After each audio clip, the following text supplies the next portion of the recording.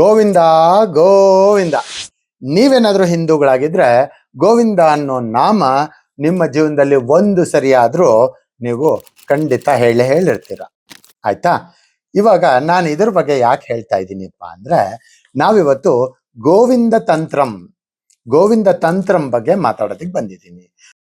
ಈ ಗೋವಿಂದ ತಂತ್ರಂ ಮಾಡಿಸ್ಕೊಳ್ಳೋದ್ರಿಂದ, ಗೋವಿಂದ ತಂತ್ರದೊಳಗಡೆ ಇರುವಂತ ಯಂತ್ರ ಸ್ಥಾಪನೆ ಮಾಡಿಸ್ಕೊಳ್ಳೋದ್ರಿಂದ ನಮಗೆ ಏನೆಲ್ಲ ಲಾಭ ಆಗತ್ತೆ, ಅದರಿಂದ ನಾವು ಯಾವ ಮಟ್ಟಕ್ಕೆ ಮುಂದುವರಿಬಹುದು ಅನ್ನೋದನ್ನ ನೋಡೋಣ. ಮೊದಲಿಗೆ ಧರ್ಮ ಅರ್ಥ ಕಾಮ ಮೋಕ್ಷ ಚತುರ್ವಿಧ ಪುರುಷಾರ್ಥಗಳು ಸಿದ್ಧಿಸುತ್ತೆ. ನಮ್ಗೇನಾದ್ರೂ ರೋಗಗಳಿದ್ರೆ ಅದು ವಿನಾಶ ಆಗತ್ತೆ. ಭೂತ ಪ್ರೇತಾದಿ ಬಾಧಗಳು ಇದ್ರೆ ಅದು ನಿವಾರಣೆ ಆಗತ್ತೆ. ಅದಲ್ದಿರ ಈ ಎಲ್ಲಾ ವಿಧದ ಮಾಟ ಮಂತ್ರದ ಪ್ರಯೋಗಗಳಾಗ್ಲಿ, ಉಪದ್ರವಗಳಾಗ್ಲಿ ಇದು ನಿವಾರಣೆ ಆಗತ್ತೆ.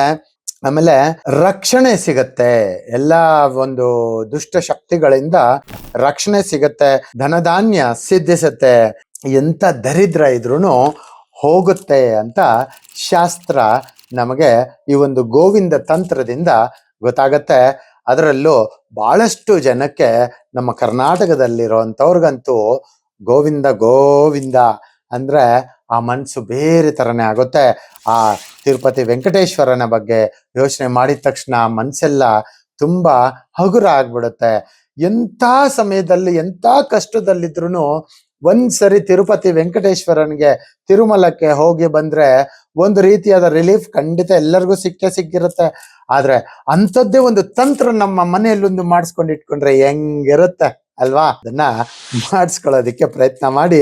ನನ್ನ ಕಡೆಯಿಂದ ನಾನು ಯಾವಾಗ್ಲೂ ಈ ತರ ಹೇಳ್ತಾ ಇದ್ದೀನಿ ಅಂದ್ರೆ ಅದರ ಅರ್ಥ, ನೀವಿವು ಒಂದು ವಿಡಿಯೋ ನೋಡ್ತಾ ಇದ್ದೀರಿ ಅಂದ್ರೆ ಇವಾಗ ಮಾಡಿಸ್ಕೊಳ್ಳೋಂಥ ಸಮಯ ಬಂದಿದೆ, ನೀವು ಮಾಡಿಸ್ಕೊಂಡ್ರೆ ನೀವು ಚೆನ್ನಾಗ್ ಆಗ್ತೀರಾ ಅಂತ ಒಂದು ಭಗವಂತನೇ ಡೈರೆಕ್ಟ್ ಆಗಿ ನನ್ನ ಮುಖಾಂತರ ಬಂದು ನಿಮ್ಗೆ ಸೂಚನೆ ಕೊಡ್ತಾ ಇದ್ದಾರೆ.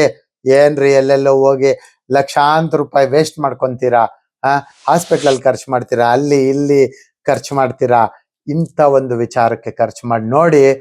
ನಾನು ನೋಡಿ ಈ ಮೀಸೆ ಮುಟ್ಟಿ ಹೇಳ್ತಾ ಇದ್ದೀನಿ, ಗ್ಯಾರಂಟಿ ಕೊಡ್ತೀನಿ, ತುಂಬಾ ಚೆನ್ನಾಗಾಗ್ತೀರಾ, ಎರಡನೇ ಮಾತಿಲ್ಲ. ಒಳ್ಳೇದಾಗ್ಲಿ.